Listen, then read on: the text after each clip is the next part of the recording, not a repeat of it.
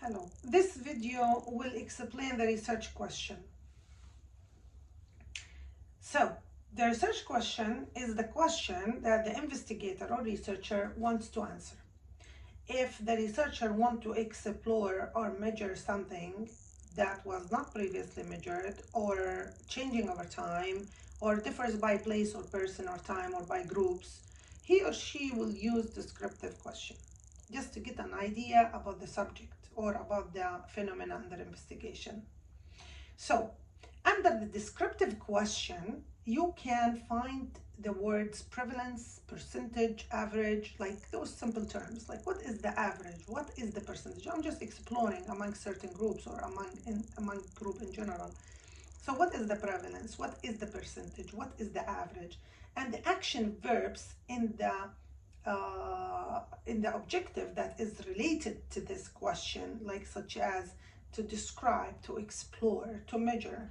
So for example, I heard from students last semester that they joined a public health degree after they heard from a faculty by coincidence and they changed their major from other programs. So I wanted or decided to explore the awareness about the existence of undergraduate public health degree among undergraduate students with and without undetermined major who are attending NIU in fall 2024.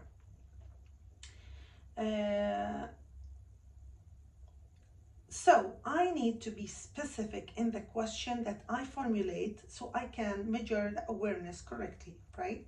So the research question should include what I want to measure, which is the prevalence of awareness. So what is there?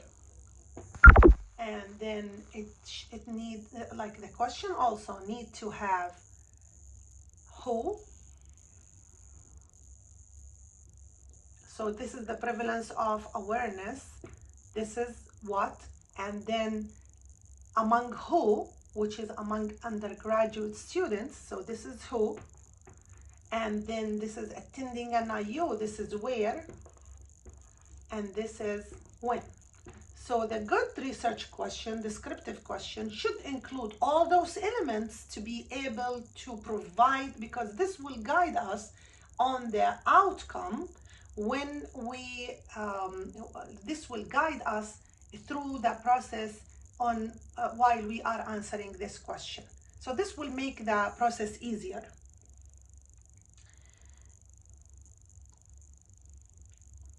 So now after you formulate the question, you want to go and formulate the objective, right? So from what is the prevalence? So this is a descriptive question. Now you just go and remove what is for the objective, which is descriptive too. What you want to do, you want to remove that question clause, and instead of that put an action verb. So you say to, you know, the objective is like what you want to do. So it's to measure and continue the whole thing. Just copy and paste from the question. So if you want to derive an objective from the research question, just replace the question clause with an action verb and continue with copy and paste the rest of the statement. So you will have a specific, measurable, attainable, realistic, and time limited objective. So now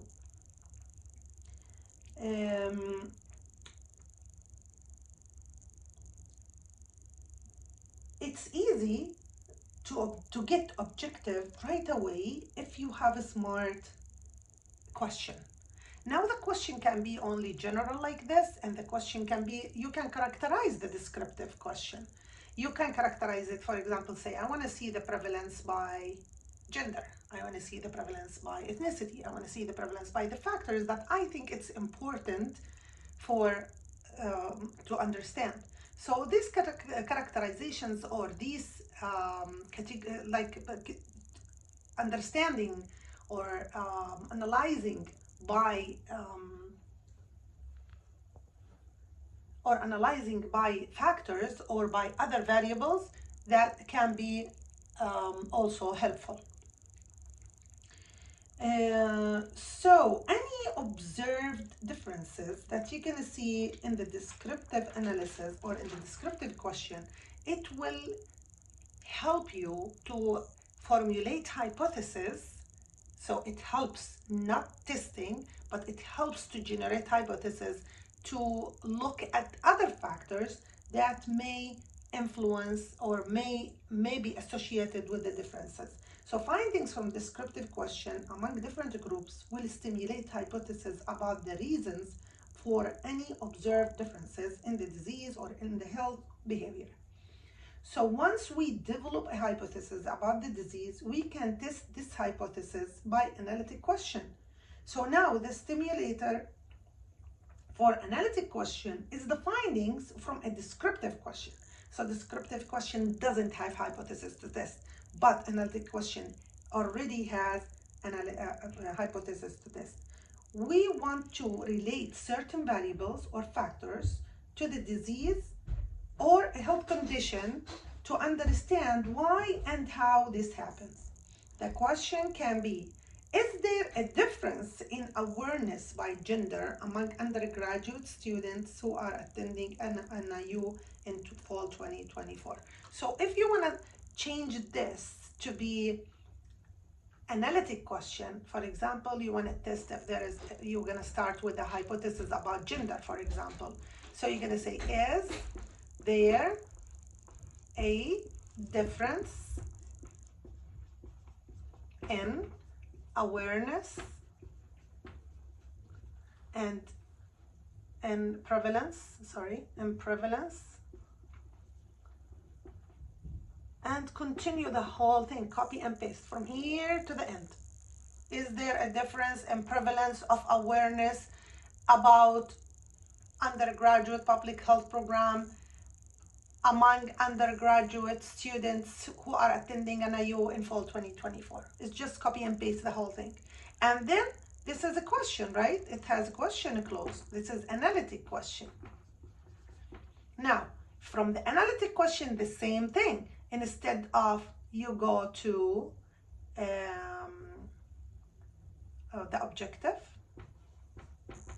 how we will know if there is a difference or not? We want to compare the two groups, right? So the objective, instead of there is there, we're gonna remove is there and say for the objective, we're gonna say to compare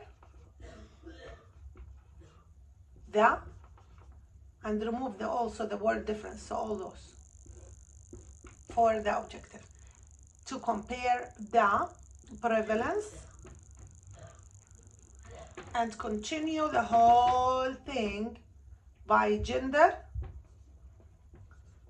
and then continue among,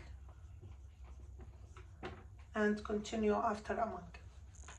So you are going to copy and paste everything from the question, put it here, and just say to compare by what you want to compare with.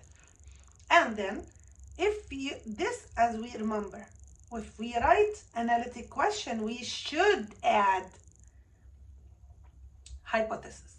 So what are the possible answers for a question? Is there a relationship, or is there a difference? Yes or no.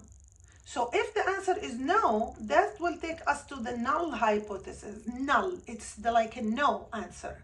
So the answer can be like, you are imagining that there are two groups of people. One of them is with this statement and one of them is against this statement. Some of them say there is no difference.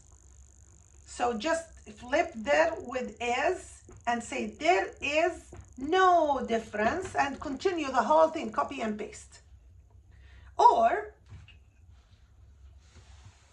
you say,